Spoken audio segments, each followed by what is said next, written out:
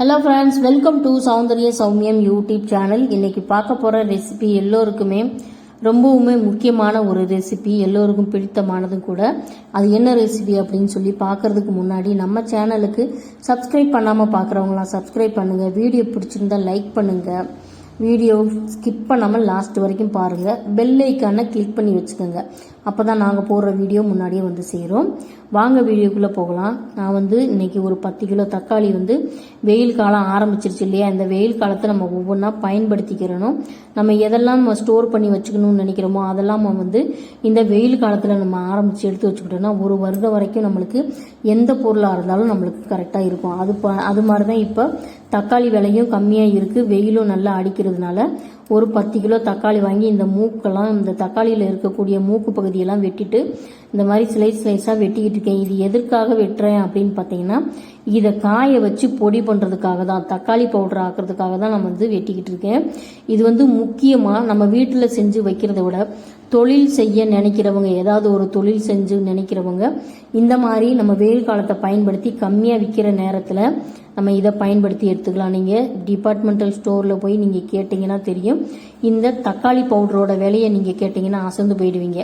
கம்மியான விலைக்கு வாங்கி உலர்த்தி அதை அரைச்சி பாக்கெட் போட்டு விற்கிறதுக்கு அவ்வளோ ரேட்டு. அதனால் இந்த மாதிரி தொழில் செய்கிறவங்க இதை கண்டிப்பாக செய்கிறதுக்கு முயற்சி செய்யலாம். அதுக்காக இந்த வீடியோ போடுறேன். நம்ம வீட்டில் நம்ம செஞ்சு வச்சுக்கணும் அப்படின்னாக்க கொஞ்சம் கஷ்டமாக தான் இருக்கும், இருந்தாலும் தரமான பொருள் நம்மளுக்கு கிடைக்கும். இப்போ இந்த தக்காளியை நான் சின்ன சின்னதாக தான் வெட்டியிருக்கேன். தொழில் செய்யணும்னு நினைக்கிறவங்க அதை காய வைக்கிறதுக்குனே ட்ரையர் மிஷின்லாம் இருக்குது. அந்த மாதிரி மிஷின்கள் வாங்கி நீங்கள் காய வச்சிங்கன்னா ஒரே நாளில் இது காஞ்சிடும். நம்ம பெருசாக வெட்டி போட்டால் கூட காஞ்சிடும். நம்ம வெயில மட்டும்தான் நம்பி காய போட போகிறோம். அதனால் கொஞ்சம் சின்ன சின்ன பீஸாக வெட்டியிருக்கேன்.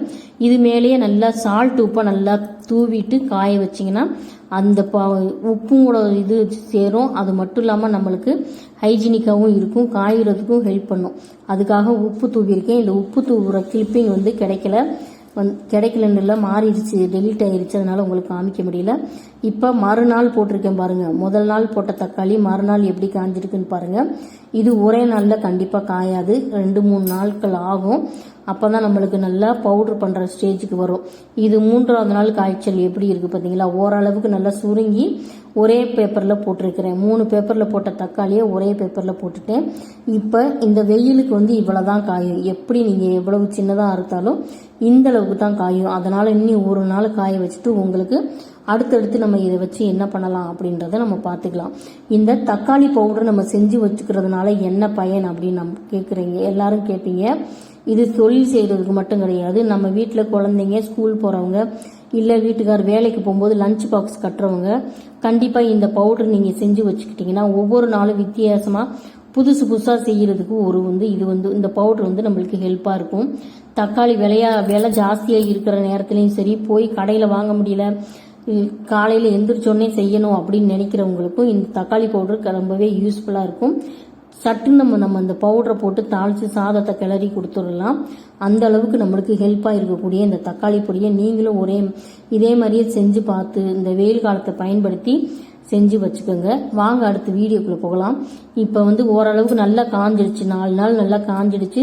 10 கிலோ தக்காளி இவ்வளவு தான் வரும். நம்மளுக்கு ஒரு 1/2 கிலோ அளவுக்கு தான் நம்மளுக்கு வரும். காஞ்சிடுச்சுன்னா சுருங்கிடும் இல்லையா. இப்போ அந்த காஞ்ச தக்காளிகளை என்னதான் நம்ம வெயிலில் காய வச்சாலும் ஓரளவுக்கு லேசாக சூடு பண்ணாதான் நம்மளுக்கு அரைக்கிறதுக்கு அது நல்லா வரும். அதனால ஒரு கடாயில் ட்ரையாக நல்லா வறுத்துக்குங்க. எதுவுமே எண்ணெயோ எதுவுமே ஊற்ற வேணாம், ட்ரையாக வறுத்துக்குங்க. வறுத்து எடுத்து நம்ம ஆற வச்சுக்கிட்டு அதுக்கப்புறம் என்னென்ன போட்டு இது பண்ணலாம் அப்படின்றத நம்ம பார்க்கலாம். இப்போ இதே தக்காளியை மட்டுமே அரைச்சி பவுட்ரு பண்ணி ஜலிச்சு கூட நம்ம எடுத்து வச்சுக்கலாம். அதுவும் நல்லா தான் இருக்கும். இது கூடவே சில பொருட்களை ஆட் பண்ணி நம்ம அரைச்சி வச்சுக்கிட்டோம்னா இனிமே கூடுதல் சுவையாக இருக்கும். இப்போ நம்ம சூடுபடுத்திட்டோம், அது சூடு பண்ணதை ஆறட்டும். இப்போ சில பொருட்களை ஆட் பண்ண போகிறேன் அப்படின்னு சொன்னேன் இல்லையா, அது என்னென்னு பார்த்தீங்கன்னா துவரம்பருப்பு, கடலைப்பருப்பு, உளுத்தம்பருப்பு இதெல்லாம் சரிபாகுதி அளவுக்கு நான் எடுத்திருக்கேன். ஒரு 100 கிராம் இருக்கும். 100 கிராமை விடவே கம்மியாக தான் இருக்கும். அதை சரி பாதியாக 3 பருப்புமே சரி பாதியாக எடுத்திருக்கேன். இந்த பருப்புகள் நம்மளுக்கு போடுறதுனால ரொம்பவே டேஸ்ட்டாக இருக்கும்.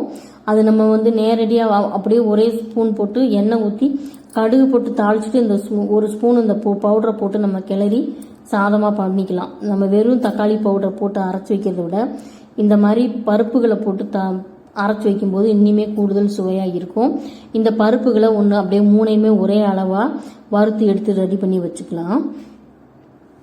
இது ரொம்பவே டேஸ்ட்டாக இருக்கும் இந்த பருப்பு போடுறதுனால. துவரம் பருப்பு, கடலைப்பருப்பு, உளுத்தம் பருப்பு 3 பருப்புமே வந்து வறுத்து அரைச்சோம்னா ரொம்ப டேஸ்ட்டாக இருக்குன்றது எல்லாருக்கும் தெரியும். ஏன்னு கேட்டிங்கன்னா இட்லி பொடி, பருப்பு பொடியிலெல்லாம் இதை சேர்க்குறோம்ல, அதனால் அதே மெத்தடில் தான். இப்போ இதுக்கு தேவையான பூண்டு கொஞ்சம் நான் தோலோட நசுக்கி எடுத்து வச்சுருக்கேன். தோலை பிடிக்காதவங்கன்றவங்க தோலை எடுத்துடலாம். இதுக்கு தேவையான கருவேப்பிலையும் வந்து பச்சை கருவேப்பிலை ஒரு கைப்பிடி அளவுக்கு போட்டு நம்ம அப்படியே வறுத்தோம்னா சருகாக மாறிடும், அரைக்கிற மாதிரி வந்துடும். அந்த மாதிரி எடுத்து எதுக்குமே நம்ம எண்ணெய் ஊற்றலை, ட்ரையாக தான் வறுக்கிறோம். எல்லாத்தையுமே ட்ரையாக எடுத்து வறுத்து வச்சுக்கலாம். இப்போ இதுக்கு தேவையான காரத்துக்கு தேவையான காஞ்ச மிளகாய் இந்த காரத்துக்குன்னு பார்த்தீங்கன்னா உங்கள் டேஸ்ட்டுக்கு தகுந்த மாதிரி நீங்கள் போட்டுக்கலாம். நானுமே கொஞ்சம் கம்மியாக தான் போட்டிருக்கேன், இருந்தாலும் கொஞ்சம் காரமாக இருந்தால் நல்லாயிருக்கும். அதனால் நம்ம கூட்டி குறைச்சி, நம்ம காரத்துக்கு மட்டும் கூட்டி குறைச்சி அவங்கவுங்க விருப்பத்துக்கு ஏற்ற மாதிரி போட்டுக்கலாம். இப்போ எல்லா இதுவுமே வந்து பருப்பு, பூண்டு இதெல்லாமா காய வச்சு அரைச்சாச்சு. காய வச்சுருக்கேன். இப்போ ஆறட்டும். ஆறின பின்னாடி நம்ம அரைச்சிக்கலாம்.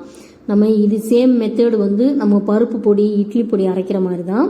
இதில் வந்து தக்காளி பவுடர் நம்ம ஆட் பண்ணுறோம். இப்போ வந்து காய வச்ச அந்த தக்காளியை வந்து நம்ம அரைச்சி எடுத்துகிட்டு வந்துருக்கலாம். அது எப்படி அரையுதுன்னு பார்ப்போம். நல்லா காஞ்சதுனால இந்த மாதிரி பொடியாக நல்லா அரைஞ்சிடும். இப்போ பாருங்கள், நல்லா சூப்பராக அரைஞ்சிருச்சு. இது உன்னியுமே நம்மளுக்கு பவுடராக வேணும் அப்படின்னு சொன்னாக்க இதை வந்து நல்லா ஒரு ஜல்லடையில் வச்சு நம்ம ஜலிச்சு எடுத்துக்கலாம். இதுக்கு மேலே வந்து எந்த மிக்சிலையுமே ஆடப்படாது. நான் வந்து ஜலிச்சு எடுக்க போகிறதில்ல, அப்படியே தான் வைக்க போகிறேன். இப்போ பாருங்கள் கலர் எப்படி இருக்குதுன்னு சூப்பராக வந்திருக்கு. நல்லா அரைச்சாச்சு, எல்லா தக்காளியுமே அரைச்சாச்சு. இப்போ நம்ம வறுத்து வச்சுருக்க அந்த பருப்புகளையும் நம்ம காஞ்ச மிளகாய்களையும் நம்ம அரைச்சிக்கலாம்.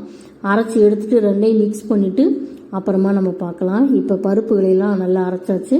பருப்பு வந்து கொஞ்சம் குறன்னு இருந்தால் தான் கொஞ்சம் நல்லாயிருக்கும். எந்த ஒரு பருப்புமே குறன்னு அரைச்சி எடுத்து வச்சுக்கோங்க, ரொம்ப பவுடராக வேணாம்.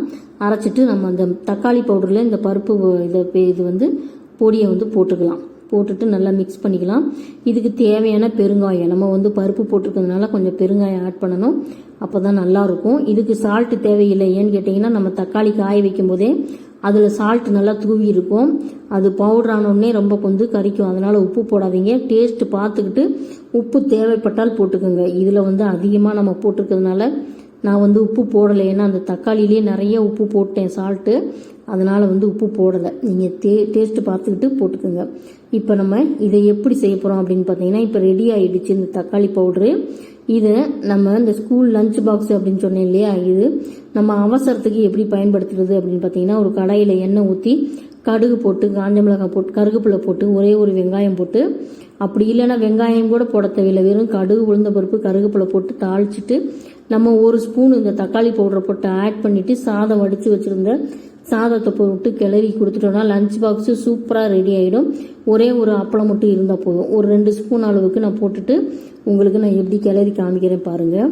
இப்படி இந்த மாதிரி நம்ம அவசர தேவைக்கு இந்த மாதிரி பவுடர் வந்து ரொம்பவே யூஸ்ஃபுல்லாக இருக்கும், இந்த தக்காளி பவுடர். அதுக்காக தான் நம்ம வந்து லஞ்ச் பாக்ஸுக்கும் ரெடியாக இருக்கும். தக்காளி விலை அதிகமாக இருக்கிற நேரத்துலையும் இதை ஒரு 2 ஸ்பூன் போட்டுக்கலாம். இப்போ வந்து சூடான சாதம் வந்து வடித்து வச்சுருக்கேன், அதை வந்து இந்த தக்காளி பவுடரில் நம்ம ஆட் பண்ணி நல்லா கிளறி விட்டுக்கலாம். சூப்பரான தக்காளி சாதம் ரெடி ஆகிடுச்சு பாருங்கள். இதுக்காகவே இந்த பவுட்ரு நம்ம இந்த வெயில் காலத்தை பயன்படுத்தி செஞ்சு வச்சுக்கலாம்.